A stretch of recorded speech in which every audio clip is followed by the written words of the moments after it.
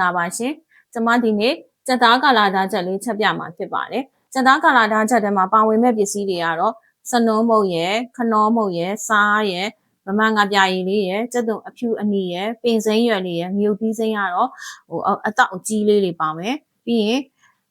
ငရုတ်ကောင်းမှုတ်ကလေးပါမယ်ပေါ့နော်ရေကတော့1လီတာခွဲပတ်ခန့်ပါပါမယ်စက်သားကာလာသားချက်လေးကြောင့်ဒီမှာနည်းငယ်လေးရှင်းပြချင်ပါတယ်စက်သားကာလာသားချက်ကိုအခုချိန်မှာဆိုရင်အကုန်လုံးကစက်တောက်ဆန်းလို့ပဲပြောနေတာပေါ့နော်။မှန်စက်တောက်ဆန်းရဲ့အခြေခံစက်သားကာလာသားချက်ကနေလာတာပါနော်။စက်သားကာလာသားချက်ဆိုတာညာဘက်ကိုပေါ့နော်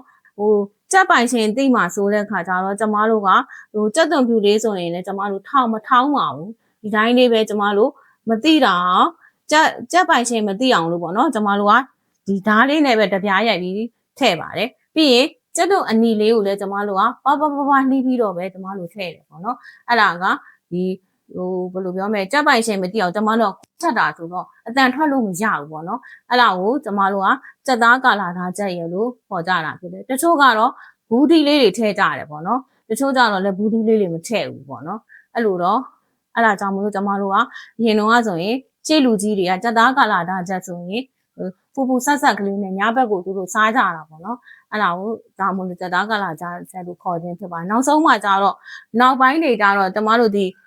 ဆိုင်နေမှာကအရေတောက်ခင်းအနေနဲ့ဆိုတော့သူကစက်တောင်စမ်းရလို့အမီတစ်ခါတစ်ခုပြောင်းလဲပြီးတော့ခေါ်ခြင်းဖြစ်ပါတယ်ပေါ့နော်ခေါ်ကြတာပေါ့နော်ကျမခုစက်သားကာလာသားချက်လေးကိုကျမစပြီးတော့ချက်ပြမယ်ပေါ့နော်အဲ့တော့ကျမစက်သားလေးကိုကျမ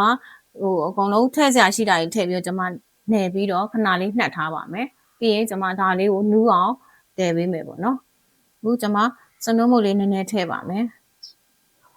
ပြီးရင်စားလေးနည်းနည်းထည့်ပါမယ်ပြီးရင်အချိုမုတ်အစားကျမစက်သားမုတ်လေးကိုသုံးထားပါတယ်ပြီးရင်ငပြရည်လေးကတစုံတာလောက်ပဲထည့်ပါမယ်နော်ကျမဒါကိုနှမ်းဆအောင်ဒီခုနထည့်ထားတဲ့စားလေးခနောမုတ်တွေစနုံးမုတ်တွေငါပြရည်တွေကိုဒီစက်သားလေးကိုဝင်အောင်လို့ကျွန်မနှမ်းဆအောင်လို့တေချာနယ်ပေးပါမယ်နယ်ပြီးသွားလို့ရှိရင်ကျွန်မ10မိနစ်15မိနစ်လောက်ကိုဒီအသားလေးမှာနှက်သွားအောင်လို့ကျွန်မခဏလေးထားပါမယ်စက်သားလေးနှမ်းဆက်သွားပြီဆိုရင်ကျွန်မဒါလေးကိုခဏလေး10မိနစ်15မိနစ်လောက်နှက်ထားပါမယ်ရှင်ကျွန်မတို့စက်သားကာလာသားချက်ကလေးကိုဘူးဒီလေးတစ်စိမ့်ထည့်ပြီးတော့ချက်ပြပါမယ်ရှင်သားကာလာသားချက်မှန်လို့ရှိရင်ဘူးဒီထည့်မယ်ဆိုရင်ကျမတို့ကဘူးဒီကိုအခွန်မနှွာဘဲနဲ့ထည့်ပါတယ်ရှင်အဲ့တော့ကျမဘူးဒီလေးကိုကျမစိတ်ပြပါမယ်နော်အဲ့တော့ဘူးဒီလေးကိုကျမတို့က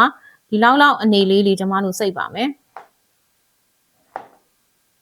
ဒီဘူးဒီကိုလည်းကျမတို့အနုစိတ်ကျမတို့ကမလုပ်တော့ဘူးပေါ့နော်ဒီလောက်အနေလေးကျမတို့စိတ်တယ်အခွန်လည်းမနှွာတော့ဘူးပေါ့နော်အခွန်နှွာနေလို့ရှိရင်ဒီအခွန်လေးတွေကလက်စားလက်နှတွေ့သွားလို့ရှိရင်ဘူးစင်ပိုင်ရှင်ကသိသွားမှာဆိုတော့ကျမတို့အခွန်မနှွာပဲနဲ့ထည့်တယ်ဖြစ်ပါတယ်ဒီစက်သားကာလာသားချက်လေးကိုကျမဖေအေကတေချာတင်ပေးခဲ့တာပေါ့နော်အဖေကစက်သားကာလာသားချက်ကြိုက်တဲ့အခါကျတော့ကျမအဖေကကျမကိုစက်သားကာလာသားချက်နီးလေးကိုငယ်စဉ်ကလေးကကျမတို့တင်ပေးခဲ့တာပေါ့နော်ဘူးဒီလေးတွေကိုကျမတို့ကဒီလိုအနေလေးတွေလောက်ပြီးပါတယ်ဘူးဒီလေးလည်းလှီးပြီးသွားပြီဒါလေးကလည်းနှက်ထားတာ15မိနစ်ပြည့်ပြီဆိုတော့ကျမတို့ကဒီ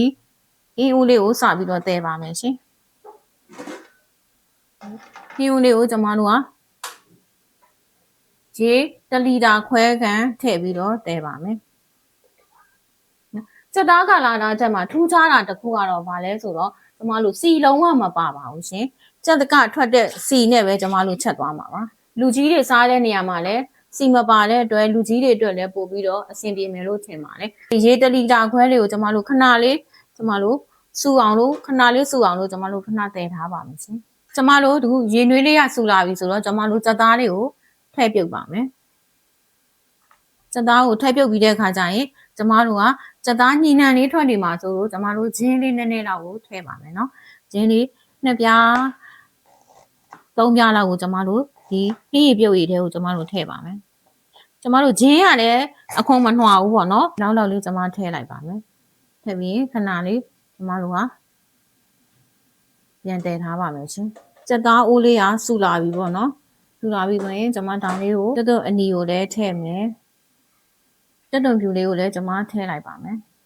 ပြီးတယ်ဆိုရင်ကျမ အရောင်လေးနည်းနည်းရှိအောင်လို့ကျွန်မစနုံးမုတ်ကလေးဒီထဲကိုနည်းနည်းထည့်ပါမယ်ထည့်ပြီးသွားလို့ရှိရင်ကျွန်မဒါကိုစက်သွအဖြူရောအနီရော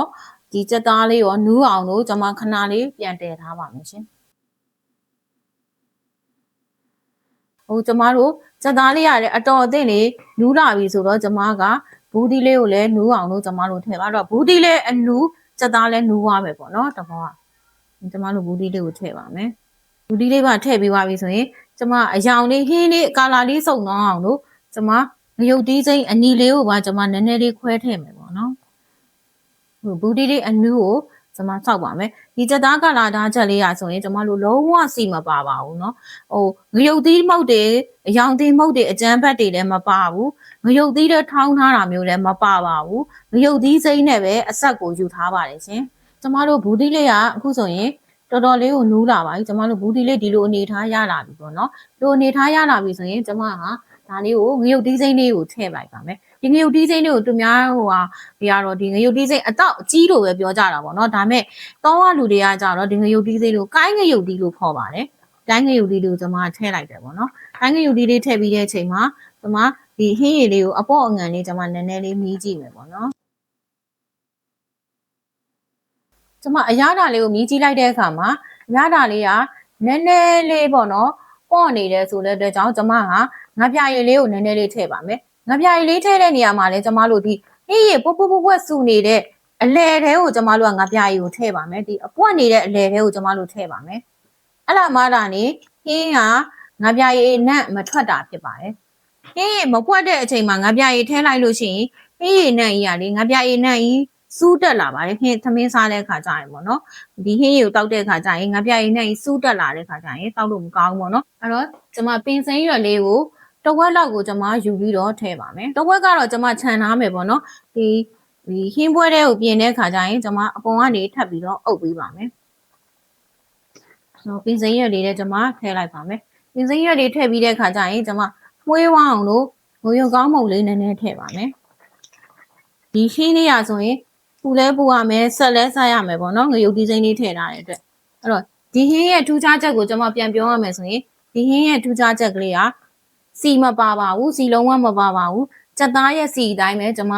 ချက်ထားတာပါစီလဲလုံးဝမပါပါဘူးပြီးတော့ကျွန်မတို့ငရုတ်သီးအယောင်တင်မုတ်တွေမပါဘူးထောင်းထားတာလည်းမပါပါဘူးအဆက်ကိုကျွန်မငရုတ်သီးစိမ်းကိုပဲယူပြီးတော့အဆက်အနေနဲ့ယူထားပါတယ်ငရုတ်သီးစိမ်းကိုပဲအဲ့တော့ဟင်းလေးရဆိုရင်အခုစားဖို့အတွက်အဆင်သင့်ဖြစ်ပါပြီရှင်ဆိုရင်စက်သားကာလာသားချက်လေးရရှိပါပြီရှင်အရသာလေးကလည်းပူပူဆက်ဆက်မှုမွေးလေးနဲ့စားလို့ကောင်းပါတယ်အခုစောင်းသွင်းလို့အေးချမ်းတဲ့ရာသီလေးမှာစက်သားကာလာသားချက်ဟင်းလေးနဲ့ကအထူးသင့်တော်ပါတယ်ရှင်